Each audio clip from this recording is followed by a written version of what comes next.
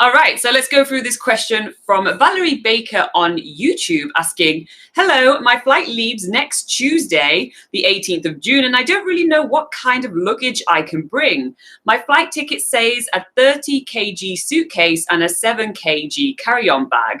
However, I've read that you're also allowed to bring a purse or small bag on the plane as well. Can I bring my 60-litre backpack, my carry-on bag for day trips, and my ski boots as a small purse/bag?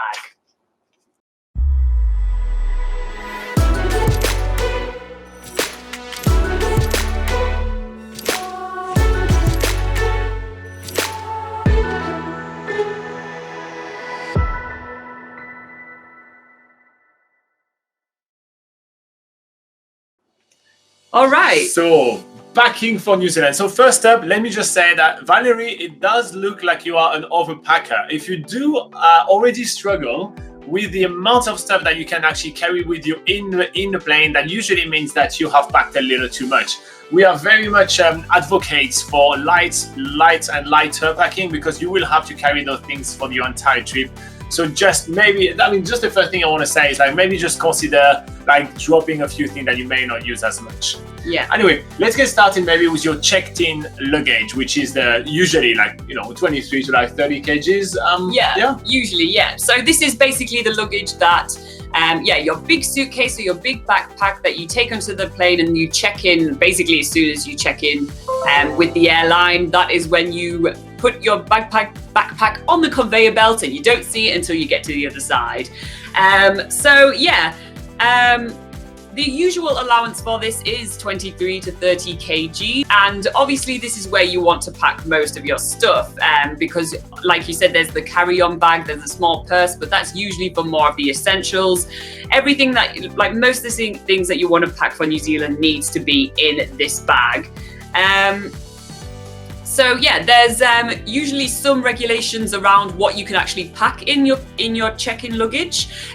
But if you are unsure on any of those things, it's always best to just say what you've packed when you go and check in. For instance, what surprised us was actually having quite a lot of camera equipment. We did have quite a lot of batteries. So we thought that you should actually put that into your check-in luggage, but turns out it's better to actually have that sort of thing in your carry-on.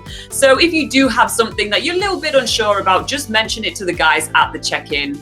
And when you do check in your bags, then usually they can give you advice on which bag to put it in. So and they also give you the time to actually change things around. Everything is not a big deal. That's what they do for a living, right? So for example, for this camera batteries issue that we had, they literally told us, hey, you should put that in your carry-on. You can't have batteries in your in your checked-in luggage. And so they literally had a table set up for idiots like us, and we literally just unpacked the couple of batteries we had. We put them here, they just checked them, and then they were like, okay, you're good to go. And that was a very, very swift and very easy process. So don't be afraid to kind of ask, because otherwise what would have happened is that they would either have refused or checked luggage. So you get called on the big speaker around the airport, and then you have to go and take care of your bag afterwards. So it's a bit of a mess. Or even worse, that would literally be that don't fly your bag, and you arrive at the destination and you're like, oh, there is no bag, and because you didn't apply to the terms and conditions, whatever, it's kind of tough luck. So kind of always ask. It's totally fine, and they're not offended at all. They usually prefer you ask questions rather than you do something stupid. Yeah.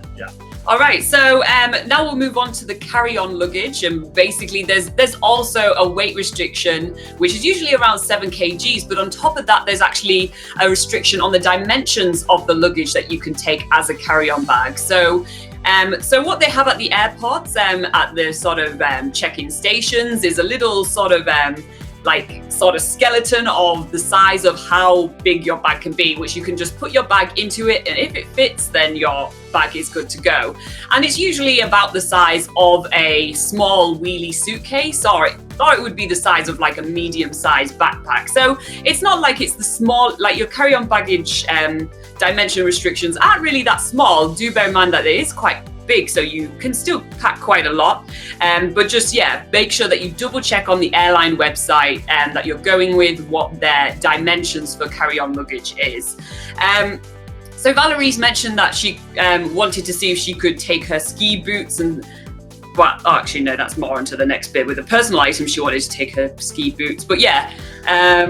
It's my turn. Yeah. Yeah, okay. So you don't carry on, I'm doing personal items, right? Yes. Yes, okay, personal items. So now that's the thing that a lot of people get really confused by, because you have the right to carry also a couple of personal items with you. So you have your carry-on, and then you have a personal item. Now, a lot of people consider and think, oh, I can take whatever I want, I just say it's my personal item. So for example, Valerie right here, you would like to take your ski boots with you. Now, the personal items, there is rules for every single different airlines, right? But technically a ski boots is not a personal item, they're not going to accept it, and also it's pretty big. So now one of the things with the personal items is that first, it needs to be able to fit under your seat for the length of the trip. So it has even stricter size restriction than your carry-on. So the carry-on already has this frame where you can go and check, as Laura was mentioning, that you can go and check the size of the bag to see if it fits the frame, then you'll be able to take it as a carry-on. If it doesn't, you'll have to have it as a checked-in luggage. Well, the sizes depends even more on different airlines, but are even more strict for the personal items. So on average, the size, usually they are 45 by 35 centimeters. And for you guys, if you are in the USA, it's 18 by 14 inches. That's on average. It changes, with every single airline, as I mentioned. So you'll have to ask your airline to do that. So it needs to be able to fit under the seat. So usually what happens is that it's just your purse, it's just your laptop bag, but that's pretty much it.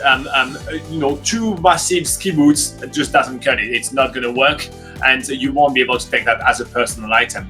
Now there is a little bit of a caveat right here to mention about the personal items, is that there are quite a few items which don't fall into this kind of category. So for example, if you're traveling with young kids, your stroller, your breast pump, your child safety seat, your what else do we have? Yeah, a walker if you're a little bit older.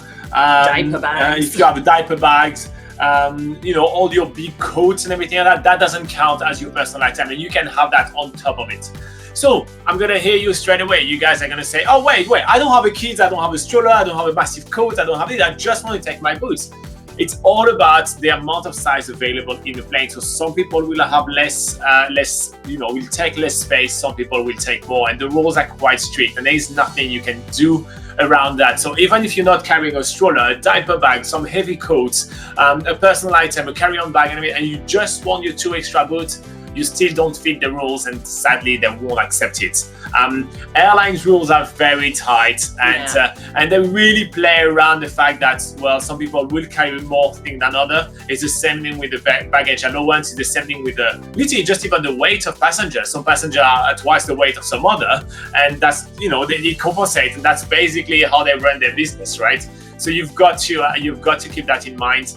And so there is a lot of restrictions in that way. Now, to clearly answer your question, Valerie, you are asking, can you bring your 60-liter backpack as my carry-on bag? If it fits within the carry-on frame, and you can check that on your airline's website, you would check, you can check what is the size of that kind of frame. If it fits it, yes, you can, as long as it's under 7 kg. A 60-liter backpack usually doesn't really cut it. It's a little bit bigger, depending on how much you stuff. It depends how much you put in it, but when it's usually full, that's that's too big. It's too big, yeah. And can you bring your ski boots as your purse and small bag?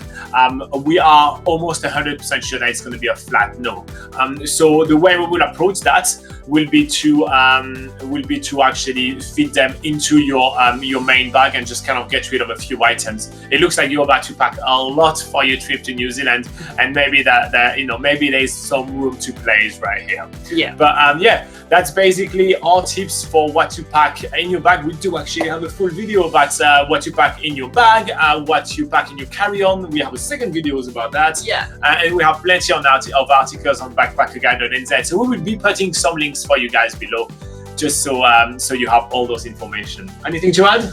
Oh, not really. All right. I hope that was really helpful to you, Valerie, and to all of you guys watching right now. Click like and hit the subscribe button if you find that useful.